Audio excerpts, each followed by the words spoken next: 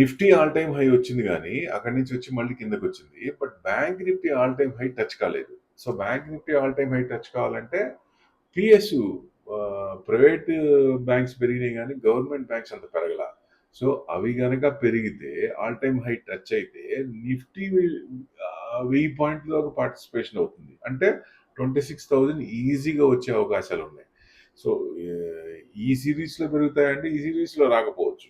Maybe next month series అంటే ఇది అయిపోయింది కదా, ఆగస్ట్ సిరీస్ దాదాపుగా అయిపోవచ్చింది. సో నెక్స్ట్ సిరీస్లో ఇది ఎక్కువ టచ్ అయ్యే అవకాశాలు ఎక్కువ ఉంటాయి.